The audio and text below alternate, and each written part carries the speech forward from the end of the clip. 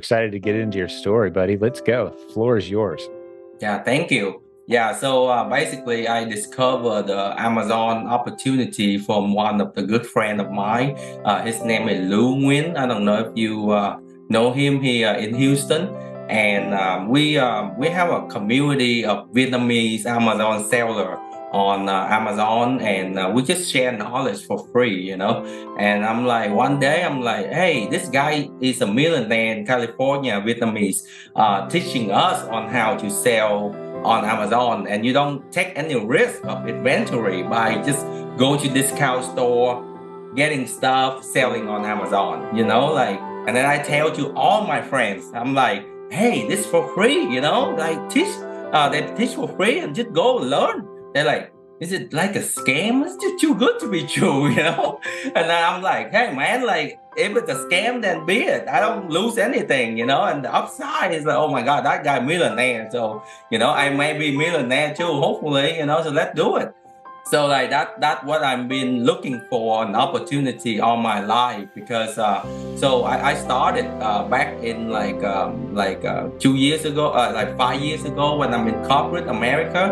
And I'm just do real estate full time. I quit my job and then I flip houses, and I feel like, man, it's so empty inside that when you flip the house, you sell it, it's gone. And now I found the opportunity to do Amazon. It's like a dream come true to build a legacy for my family. So I'm like, okay, let's do it. So I learned, and then like luckily I met Lou, and he just showed me everything he know about risk, about e-commerce, about Amazon, and I just try it out and build my team. And luckily I have a lot of good people working for me in Vietnam, and I train them from scratch. I went from 0 to 35 people in 8 months. And right now my sales is about 6,000 a day. So I'm really Wow. grateful for the team that helping me every day. And From 0 to 35 VAs in yeah, 8 months, virtual assistants, right? And you said they're Vietnamese. That's fantastic. So what is and we talk about virtual assistants on this show all the time. Typically it's Philippines, where the average hourly wage on the island is about $1 US per hour. What do you see in the Philippines? in Vietnam, I'm sorry, in Vietnam. I apologize. yeah, that's fine. Yeah, so in Vietnam, the same range is $5 an hour. Hmm. And it's kind of sad sometimes, like in America, the salary average is $15 an hour. And I have a hard time finding people working at my warehouse, you Right. know. So like in Vietnam, like a lot of people, they don't have jobs, they're struggling with day to day. So when I found this opportunity, and that's exactly what the guy in California did, he outsources the whole operation to Vietnam, and the only thing he do here is warehouse. And I'm like, man, this opportunity is amazing, because basically you took advantage of the arbitrage of three things, right? The first thing is the products. The Right. second thing is the salary, right? And the third thing is the knowledge that the Vietnamese people can bring. So I'm like, wow, like I can help my country, I can help my people, I can make the world a better place by just helping raise up the income of everyone. And Amazon gonna be a great place for my customer. So it's like, wow, it's amazing opportunity. Fantastic. Yeah, I love the way you said it. You're arbitraging not just the product, but other people's time, the salary, the difference in the salary there. $5 goes a whole lot further in Vietnam than it does in the US. Sure. Same with the Philippines, right? And you've really tapped into that at scale. 35 virtual assistants is incredible. So I'm sure we'll get into that at some point, but I want to hear more about that. But, tell me more about your journey. You started off selling what? What type of products were you buying and selling, and how did you continue your education? Like, let's just talk about the journey a little more. Yes, so basically, the guy in California teach us a simplified model of what I'm doing now. So I'm just learning his video for free. I'm just so grateful. Everything now on YouTube is free. It's amazing. Mhm. So I'm learning, but So I have to pay a lot of mistake for it because I didn't know about your course, and the proven method is amazing. I heard so much story about people who do your course and then be successful, but I didn't know, until the conference basically, So I have to go through a lot of trial and error and failure.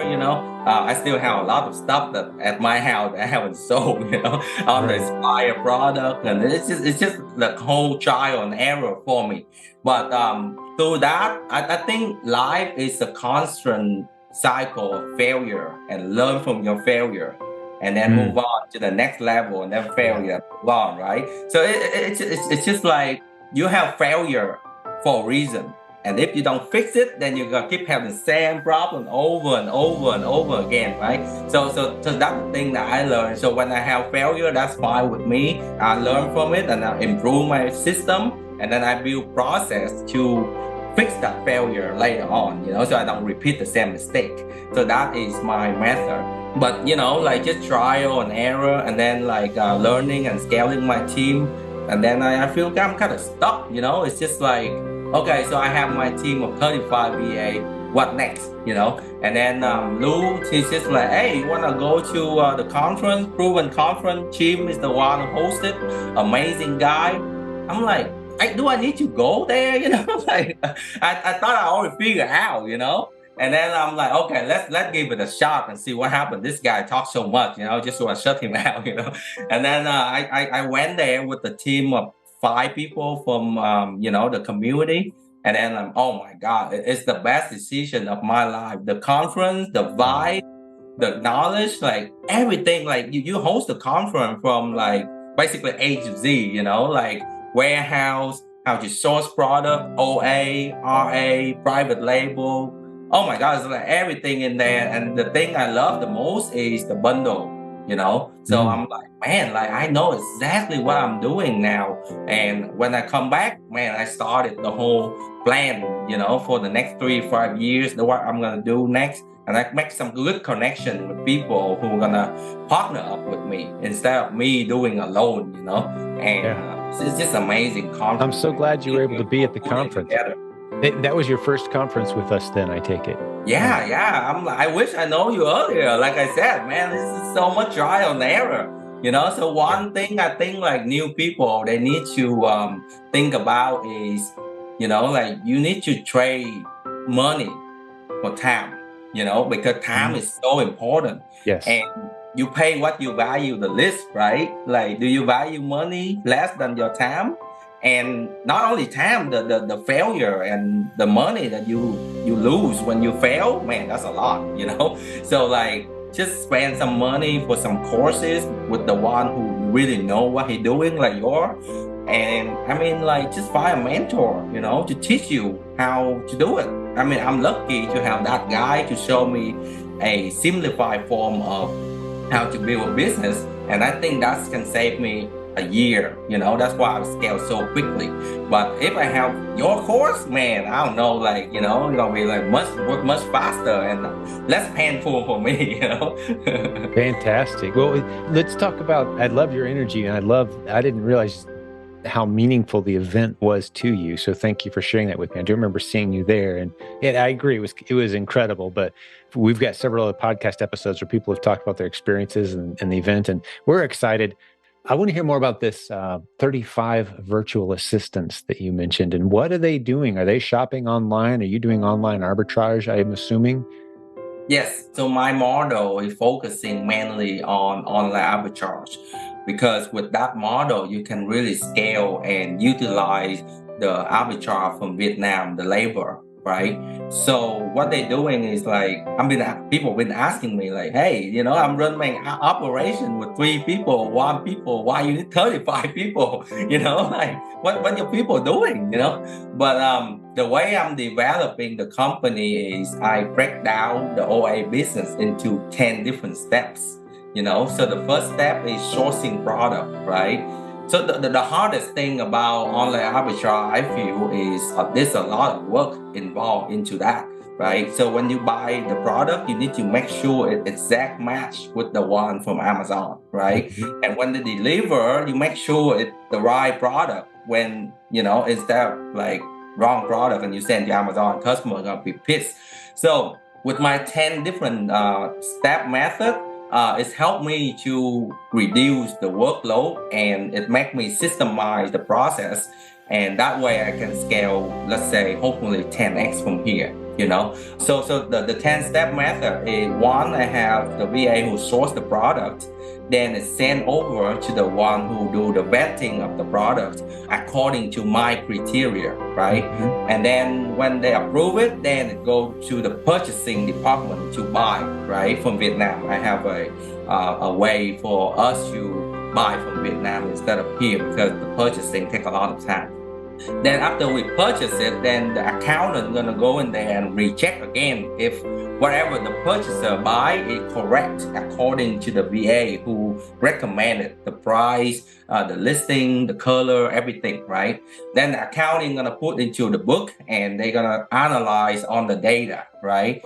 And then after that, the accounting person gonna send it over to the pricing person, because when the product shipping to your home, you already know exactly tomorrow how many products that are gonna arrive at your house, right? So the pricing team gonna say, hey, this product get a price tank, so don't send it in, you know? Or this product have a really limited cycle. A lot of people jump on the listing right now. They compare the data from here to the time before they recommend, right? Mm-hmm. So they're like, okay, so don't so we need to push this product out fast, right? Or they say, oh, this product is good, let's buy some more, you know? So that is the pricing team, what they're doing.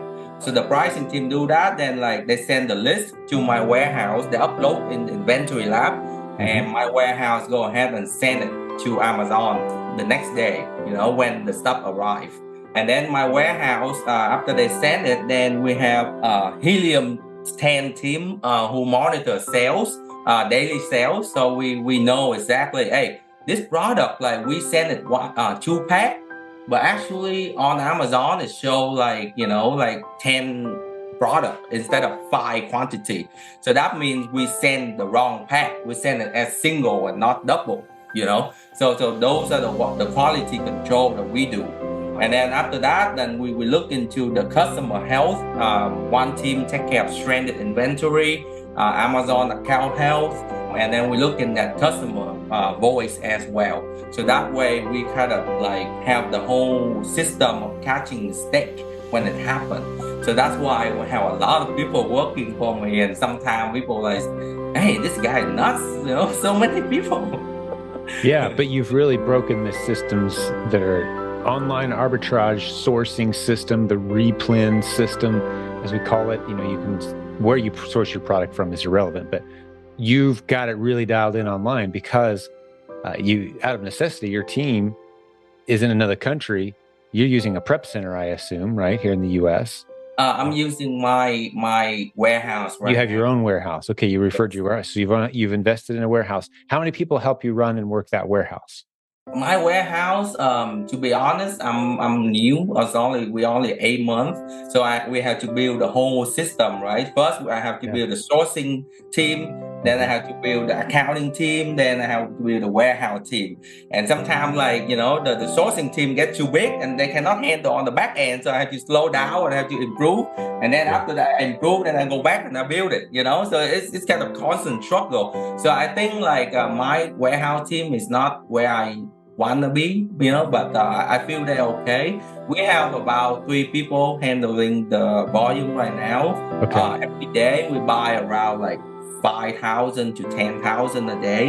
Yeah. You know, so I think 3 people is handling it, not as great as I want, you know, but it's getting there, hopefully. Is the warehouse near you? Is that somewhere that you kind of monitor closely? Yeah, it's right here, like my garage. Gotcha. Okay, very good. I love it. Well, you've built a beautiful model, and I think what you're illustrating right now is, you know, you've got a team of around 40 people. 35 of them are in another country where the U.S. dollar goes very far. So you've fully leveraged or arbitraged that opportunity, and you're just looking for profitable online inventory that you know you can confidently flip on Amazon, which is what we train around here. And that's what we do. So beautiful business, man. Congratulations. 8 months and you're already at 35 employees. You said you had a $6,000 a day recently. That's Yeah, tremendous. actually, that helps me to turn to profit after 8 months. I'm like, oh my God, thank God, you know? Like, people always question my decision of having so many people because that's a lot of overhead. Yeah, And I always believe that what I'm doing is right. But, if money not coming in, then I'm not doing right, you know? And after right. Prime Day, God just, show his goodness and just man, it's just abundant favor, just like coming every day, 6,000, 5,000. It's just making money. It's great, you know? That's fantastic, man. What are your net margins, by the way? Like, give us your numbers any way you're comfortable sharing them. Yeah, we buying when we buy a product, we want to make sure we make around 30 to 35% margin gross. And then we subtract our warehouse inventory, not inventory, warehouse fixed costs and other salary thing. So with that, like, it bring me around 5% right now. Mhm. But first year, so next year I don't need to pay for the product to source anymore. So I just use the existing database, and that I think gonna reduce and optimize my gross margin, my net margin, and the warehouse. If I can improve, gonna be great. Right now I pay about $2 per product that we prep, and with the support system that we have, we when we grow the business 2x 3x, then we only need to add a couple more people for the support system, Right. and the VA, then we have a commission base, so I can scale it 2 times, 3 times, 4 times, hopefully. Beautiful. So the hard thing is breaking even, and we turn profit already, so that's great. Yeah, what a beautiful business model. Yeah, you went in really hard, really deep, really fast. You've had a pool of funds that were available to you for you to enable you to go into this deep and this hard, but it just shows what's possible with this model. And to my knowledge, there's no one else in our community that's using dozens of virtual assistants the way you are. I know of plenty of people who are using 5 or 10 VAs, but 35 and completely automated. And you know what you're tapping into, Eric, is the law of specialization. Have you heard of that before? Yeah, I don't know what you're referring to, but I think I know what you're talking about. Yeah, well, it's actually one of the most established, it's thousands of year old principle. It's a biblical concept, actually, the law of specialization. There's several Bible stories actually where it's illustrated, but Mm, basically, it is when a culture is operating at peak performance, mm, maximum freedom, maximum security, maximum abundance and prosperity and opportunity, maximum at all levels. People are able to specialize mm, and do very specific, small, inch wide, mile deep things. Like, there's a guy in our town, all he does mm. is extract wisdom teeth with excellence when they're in a really, really difficult position and someone's like, that's all he does. That's Right, it.